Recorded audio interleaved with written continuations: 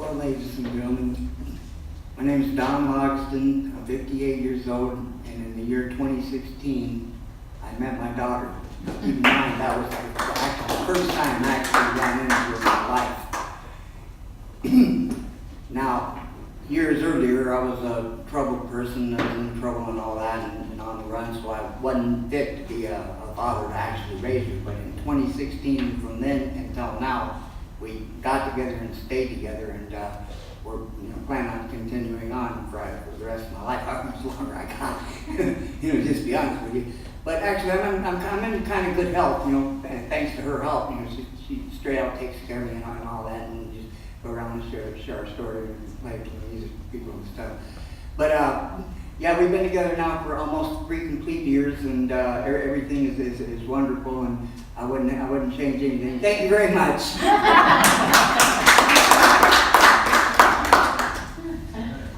I'll just play a simple thing. It won't be real heavy or nothing. It might be heavy.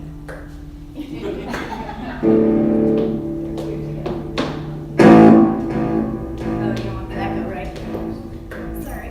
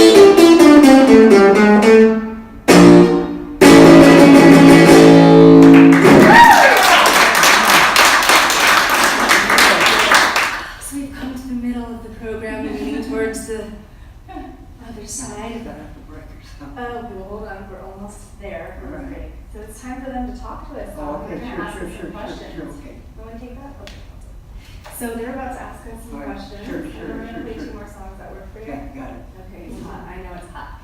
So that is our program for now. Would you please feel free to raise your hand, ask us some questions. We'd love to interact with you and share more. Yes.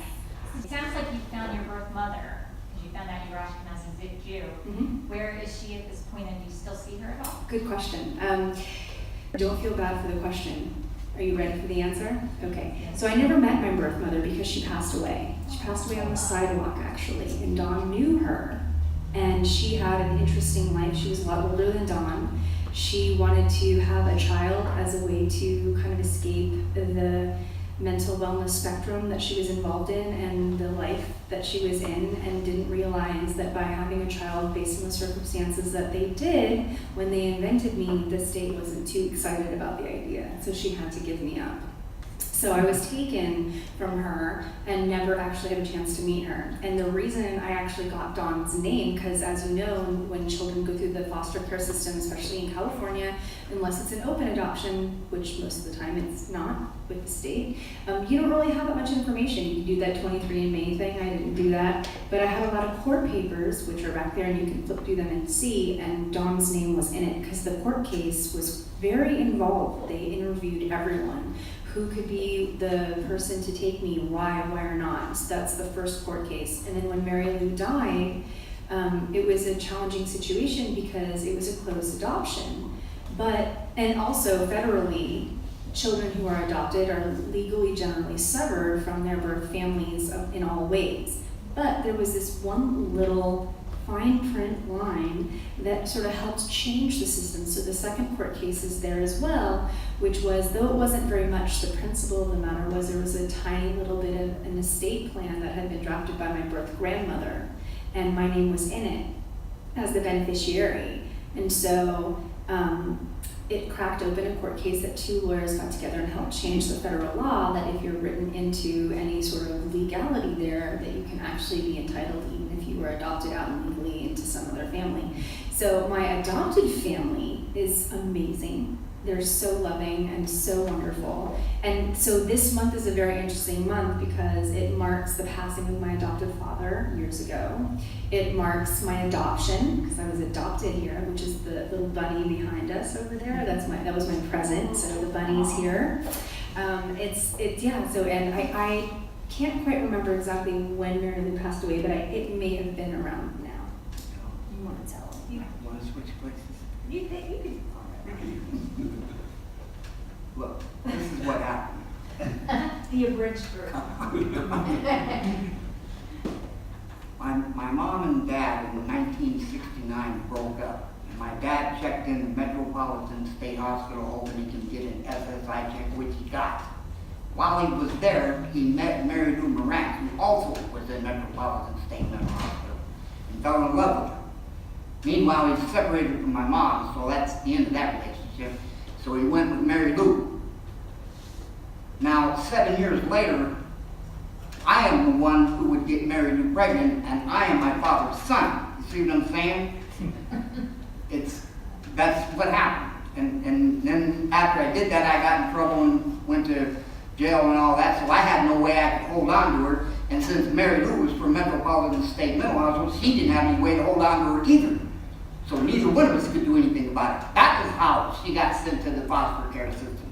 And following that, 4 years later, wound up getting adopted by the Alperts, and never had a chance to meet neither one of us. I was going to say that, it was hard because Mary Lou was a bit younger than Dawn's father, and she had always wanted to have a child, and there really wasn't anybody to gift that with her. And I think for her, it was because I saw some letters that she was writing, that she really thought it would be her ticket out of the system. But what she didn't realize was because of the age gap and because of the circumstances, though it was just this situation, the state didn't see it that way. So in order to protect her from getting in trouble, she had to admit, which is pretty true as it were, that she was on the mental illness spectrum far enough along that she wouldn't be able to take care of me. Whether or not, we don't know where she was with that. So, and Dawn was so young and was already running from the law. And as for me at that time, when she was born, I went to the California Youth Authority, which is the same thing as like going to prison. And then from there, I did go to prison. And then from there, I continued doing that, which would go on until the year 2016. That's when I would run into her. Never even knew her before that. And that's And I woke up one morning and I'm looking right at her. That's the truth. That's what happened. And that's another really cool And I'm thing. a homeless person. I sleep on the outside road and bushes and all that kind of stuff. She is a normal, regular society lady. You see what I'm saying? But another thing that's really amazing about the month of April is that the courts released Dawn for the first time since he was 9. After we went through the court system for an entire year, doing all of the probation steps, and his probation officer was so amazing to let me just shadow Dawn and to do things. She let us go to San Francisco, but I also had her, I was sending her like pictures and messages every day. She could GPS us anywhere. I really kind of felt like CSI Miami undercover. It was awesome. And but I think that there was a lot of things that the police department in Los Angeles and the police department in Long Beach really did, because I guess they figured, well, you damn near got yourself a job. That's how good of a job you did. yes. Cami, I don't remember, was your birth mother Jewish? Yes. She was. Yes, but actually what's really cool, which is my connection to your family in the spiritual way. So the great-grandparents of my birth side were Zionists. They actually purchased a kibbutz in Israel to help make it happen. And there's like all this paperwork they had to fill in. They spoke mostly Hebrew. I kind of missed the boat on that. I could sing it, so whatever. But like they really were, and they were the first kosher meat packing business in downtown Los Angeles. So there's like this really neat Jewish history that can justify that side of me, right? Yeah, so it's like really neat to know that. Let me answer that same question You can answer the other that way same- around. go ahead. On the other flip side. Now we get the good version. Yeah, you're right. Here's the thing. My father is from the English direction, from a bloodline going several hundred years ago. But the woman he met him way toward in the Russian direction and all where the Jewish people for several hundreds of years. Right. So now this means, from a biological point of view, from a DNA molecule point of view, look, I don't have almost no Jewish in me at all from that standpoint, and Mary Lou is completely Jewish. You see what I'm saying? So then we met and got together in 2016, so I'm learning all about her and her side of life and everything. It was the most wonderful, the answer to the question, the most wonderful experience I could have ran into in my life. And it is true, she got me out of trouble and everything. Well, you got yourself in trouble. Yeah. Come along. Right? Yeah. My adopted father passed away around Passover of cancer about 20 years ago. He was 54 years old. He didn't even make it to 58. And he was an amazing person. And my adopted mother, my mom, I call her my mom. So my mom kind of picked up both roles when she became mom and dad. And she worked so hard. And in that court case when Mary Lou passed away, which was kind of close to when my adopted father passed away also, that ended, and then there was a little tiny bit of a gift from her lineage. So my mom steps in and she secures a condo in this area because she grew up here. This was her library. The temple behind here was her temple. Beeman Park was her park. My grandparents started out here. That Starbucks on Ventura used to be my grandparents' clothing store. So it's like the neat, and that's my adopted family. And to me, like all the history is so cool. And they happen to be Jewish also, not religious, but the part about that that's interesting is my birth family really wanted me to end up somewhere just culturally rich and safe. And so when my mom stepped in, she's the one who helped secure a condo in this very area to make sure I always had a roof over my head. And then it was like, oh my gosh, I've got to take care of this thing. What do I do? And then that money from my birth mother rolled in, and I basically interior decorated the whole inside. So it's like this little home from a birth and my adopted family. And then Don and I share it so that he has a roof over his head at his choice. And we're just there with 2 service dogs, 2 cats. It's just a crazy little little village. Yeah, and so that's the answer to that. Where's your mom now? Which one? My mom? She's nearby, rocking it, totally supporting us. We just have Passover with her. And I have 3 older brothers. Don can answer that I was the only invention via Don's life, but I was adopted into a family with 3 brothers older than me who are rock stars in their own right. Loving and supportive. And then their wives made children of which are equally connected to you That's too. right. Yeah, it's like and then actually one of the foster homes I was in, sort of like a side story. They've kept in touch with me too, and come sometimes to shows, and so they actually are responsible for some of the photographs that are back there, so you can see sort of the development that is me. So how did the music come into Oh, that's this? right. Yeah, Very And good. who were the influences in your life? Yeah, all the way. Oh, Right. sorry. Some guesses. Now give us both, okay, You go right, first. okay.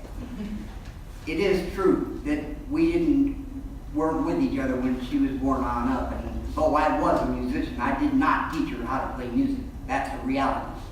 Somehow and somewhere along the line, from the time she was 4 years old when she got adopted by the Alperts, they had a piano, and some kind of way through her upbringing, she was able to learn music. But here's what's interesting. Now, from a spiritual point of view, when I did run into her in the year 2016 and then listen to her play, my mind realized, you know what? I can play to this kind of stuff that she plays. I can easily and quickly learn it and be able to play to it. And so now I've been playing since I was about 13 years old myself. And you're right, we didn't have a chance to play together for years, all that, like normal bands or nothing. But we didn't really need to. It seemed to me like the very molecules from me to Mary Lou, which is what made her on the 23 from both sides when they hit. Being that I gave Mary Lou an X, so she had both X's and turned into a female. The whole trick goes with it. But yeah, I believe she got some of my musical from that. And then from Mary Lou, the whole works on the other perspective. But that's right. And also, what also I find is really cool and interesting is Don's mom always brought him a guitar when he was in juvenile hall up into, we call it jail and then prison, because there's different stages. And oftentimes you're in different facilities, not necessarily always based on the crime, but it could be based Well, on... I'll just tell you what the crimes were. I was a drug addict. I used to like to get high and did school. And when I'd get caught, then I'd go to juvenile all the way up to YA and no work. Those were the crimes that I've done. Nothing real serious in my life. I otherwise would have been a halfway regular person, but I did like to get high, and I got caught. And how many prisons, though, have you been in? 10 different prisons across, Yeah. you know. And what's the longest sentence? I got 6 years on one such charge, 4 years twice in a row on 2 other such charges of smuggling drugs, and the narcs were after me. Because I kind of knew how to do it, and so I was involved in the drug world crimes and would get caught, and that's how that And would who go. would help educate you on a crime, or if you committed a crime, did you even necessarily always know to the extent of what it would be? I mean, did you? Yes, I did, actually. Okay. I knew what I was risking. I knew what gambles I were taking, and I can't lie about it. I got away with a ton of stuff. I paid $40,000 to $50,000 before they finally caught me, but they did get me, so I got to get it. And then when you were in prison, you would play music. Yeah. When as soon as I'd walk into the prison, the other bands and bandmates and all that, they'd recognize me and pull me right in and give me the spot and the whole works. Yeah. So I'd be involved in the recording and the playing the band, setting the whole thing up and all that. We were actually 6 degrees of separation so many But I'll times. tell you an interesting thing. In reality, I've never played during all that time that particular kind of music that she plays, but for some strange reason, I've got no choice but to believe it's from the molecule point of view. I'm able to do it. Yeah, all the Jewish stuff too. You can play everything. And what I also found really interesting is that Don was one of the only inmates who was allowed to play with everyone in every prison based on his talent and his diplomacy. He was really able to use music as a language to protect himself and to survive so long. Yeah, that, the music and the game of chess. I also developed that skill and got real talented at that. So the other guys that were serving time and all that never really bothered me with none of the problems or anything. And I just play music and play chess with them and all that and stick to myself. So yeah, that's true. And other bizarre 6 degrees of separation. So the very first time I ever recorded in the studio was in Long Beach, walking distance from where he used to like go in the corner and hang out outside.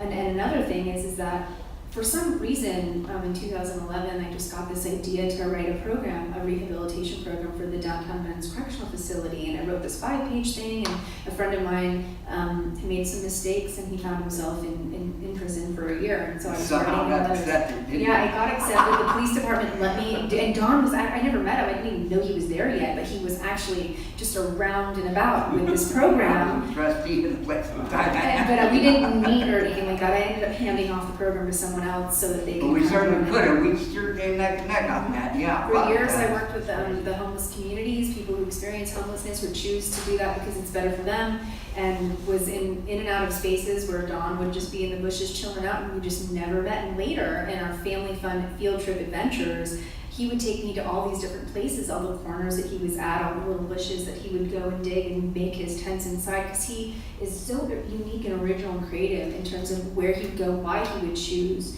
And it wouldn't be like the tents that you see today. It would be more like hidden underneath a big bush somewhere where you couldn't see. And he's so good with wires. He would just wire electricity with batteries from like gas stations, and then get some, get his food stamp money and then go to the gambling casino and triple it so we had some money. I mean, really smart survival skills. We just converted them to a different kind of way of using that same skill now. But it's amazing. Oh, he's like, all right, he's ready. Okay, so we've got 5 minutes. We can take one more question, and then we're gonna play 1 or 2 songs to close for you. Please take snacks with you. Come and say hi, whatever. We have CDs. Donation sale, $10. Just, whatever they want, Yeah. You can have whatever. a couple bucks. Doesn't make a difference. And yeah, anyone else with any other questions? Like one more, we can tie it all together. Here it is. Yes. How many foster homes were you in? Yeah, and then that's a perfect segue to the song We'll Do Heaven. I think 5. Oh, 5. Okay. I was in one in the beginning, and the person was sick with tuberculosis and then ultimately got cancer. So I had like the TB, everything. And it was a scary thing because, I was a baby, you don't know. And then what happened was there was a neighbor who couldn't qualify to be a foster parent, and they couldn't have children, and so they sort of finagled their way into getting me. So I was out of the system for a while, which wasn't such a great thing. The police figured it out about a year and a half later, pulled me out of that situation, put me in emergency holding, and then into a group home. And then when I got to the Alperts, it wasn't necessarily a guarantee yet that I was going to stay there. They wanted to adopt me, they were ready to adopt me, but that foster home came in and claimed I was stolen. So there was another court case where the Alperts had to win. All while that was going on, I was in one jail after another doing exactly the same thing with no knowledge of the world that was going on with her. We did meet once as a baby, you told me. Yeah, that was about it. For about 2 minutes, the nurse was behind me. I think he was about 1 year old or something like that. So, thank you so much for coming. We call this Thank you. program Home is Where the Heart Is, based on a very special person who supported us from the very beginning and let us tell our story in writing. So it's on the internet, you can find that. And so we'll do 2 more songs, just one right after the other. Please take cookies. We can't keep all of them. And yeah, so thank you so much for coming, and thank you to the library for having us. Again, this is Cami and Dawn, the biological duo. I'm here with Home is Where the Heart Is program. If you see it grow, maybe you can come back and hear the whole band version one day. So this is called Heaven, and this is about a foster care system, actually. And it was written on a piano, but the rock version of the show, when you come to the big stage, there'll be one of those there.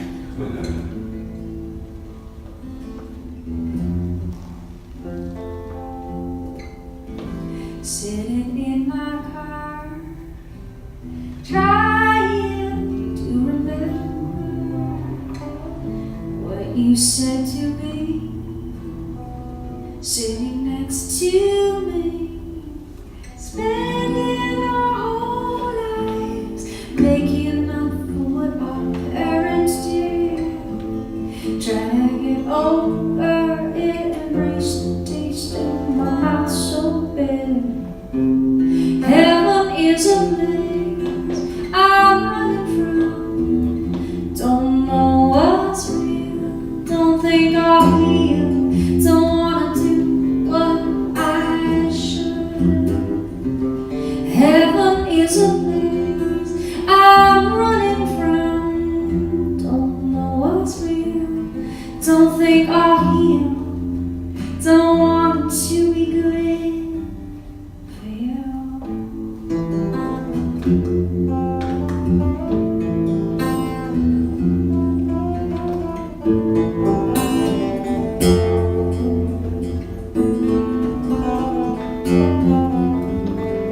Embrace the silence, but I want you there, empty and screaming. Don't know what it feels to give love while receiving.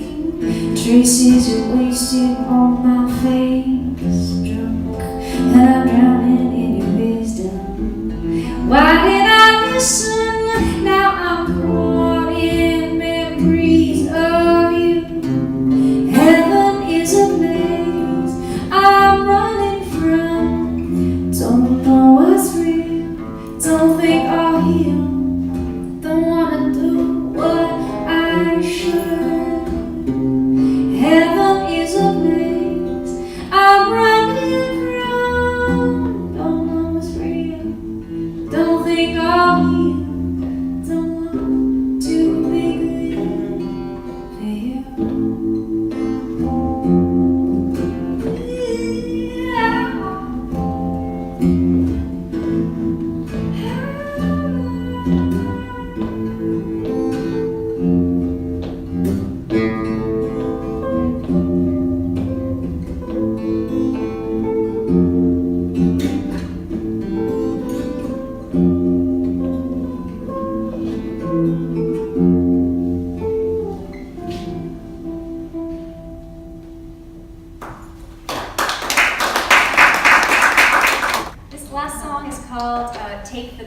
way. It was written, well, once we knew each other, through the documentary that is a 23, 24-minute snippet into a reunion and discovering a lot of things about each other on camera.